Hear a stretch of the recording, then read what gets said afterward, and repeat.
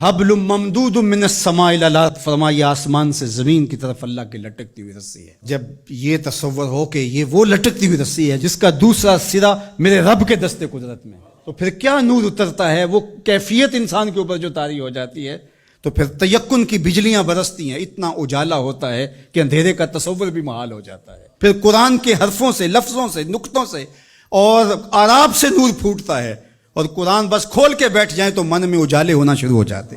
جب یہ تیقن انسان کے ساتھ جڑ جائے، جائے کہ قرآن کھول کے پڑھا جائے، سمجھا جائے، مفاہیم و مطالب کو جو ہے وہ سمجھنے کی کوشش کی جائے، یا کسی عالم یا کسی صاحب نظر کی صحبت میں بیٹھ کے قرآن سیکھا جائے، پھر تو جو روشنیاں برستی ہیں، من میں اجالے ہوتے ہیں۔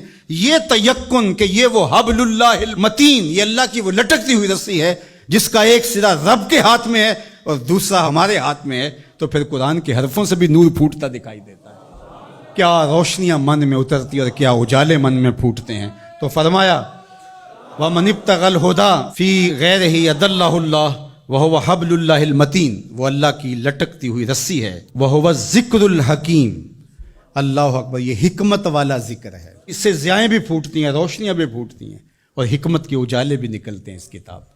حرف حرف نور بانٹتا ہے، لفظ لفظ اجالے بانٹتا ہے۔ قرآن کے لفظ نہیں ہے بلکہ کتاروں کے اندر چراغ رکھے ہوئے ہیں۔ اللہ اکبر، اس کی روشنی کے اندر زندگی کی راہیں اجالی جاتی ہیں، اور پھر زندگی کا اسلوب نصیب ہوتا ہے۔ وَهُوَ الصِّرَاطُ الْمُسْتَقِيمُ، اور یہ بالکل سیدھی راہ ہے۔ سیدھی راہ قرآن بتاتا ہے۔ قرآن کی رہنمائی حاصل کرنے والے کبھی بھی گمراہ نہیں ہوتے، ان کی راہیں کبھی گم نہیں ہوا کرتی۔ پھر ارشاد فرمایا هُوَ الَّذِي لَا تَزِيغُ بِهِ الْأَهْوَاءُ، اللہ اکبر، یہ ایسی کتاب ہے جو خواہشات کو بے قابو نہیں ہونے دیتی۔ یہ کتنی بڑی بات میرے حضور نے فرمائی۔ انسان اپنی خواہشات کے پیچھے ہی لگ کر کے گمراہ ہوتا ہے۔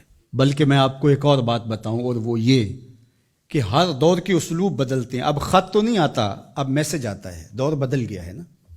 اب اونٹوں کے اوپر تلواروں سے لڑائی تو نہیں، اب تو بٹن دبانا ہے اور میزائل فائر کرنا ہے۔ تو مختلف ادوار کے اسلوب بدل گئے ہیں، تو جس طرح چیزیں بدلی ہیں، خط کی جگہ میسج آ گیا، اور جو ہے تیر و تفنگ کی جگہ یہ میزائل سسٹم آ گیا، اسی طرح اب بت لوہے کے، پتھر کے اور لکڑی کے، یہ پیتل کانسی کے بت نہیں رہے، اب خواہشات کے بت رہے، اب اناؤں کے بت بن گئے، آرزوؤں کے بت۔ اللہ نے فرمایا کہ وہ شخص جس نے اپنی خواہشات کو اپنا معبود بنا لیا۔ اب یہ امت لکڑی، کانسی اور مٹی کے بت تو نہیں پوجے گی، یہ خواہشات کے بت ہیں، انا کے بت ہیں، جو امت کو پارا پارا کر دیں گے، جو امت کو تقسیم کر دیں گے۔ میں بڑا ہوں، ہم چما دیگرے نیست، یہ بت ہیں، یہ پرستش ہے۔ لیکن اگر قرآن سے جڑے رہو گے تو تمہارا رب قرآن کی برکت سے تمہیں اس بت کے آگے بھی نہیں جھکنے دے گا۔ قرآن سب سے بہتر تزکیے کا اسلوب اور انداز ہے۔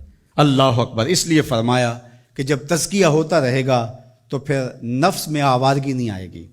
اس لیے قرآن کی روزانہ کی بنیاد پہ جو تلاوت ہے وہ انسان کی زندگی کے اندر نظم پیدا کرتی ہے۔ اللہ نے چاہا تو آئندہ کچھ برس کے اندر جمعۃ المبارک کے خطبے کے دوران ہی انشاءاللہ قرآن مجید ترتیب سے ہم شروع کر کے کوشش کریں گے کہ جو ہے وہ والناس تک اس کی ضروری توضیحات اور تفسیرات جو ہے وہ آپ کے سامنے رکھی جائیں، اور یہ قرآن مجید کی کلاس کی شکل اجتماع جمعہ اختیار کر گیا ہے۔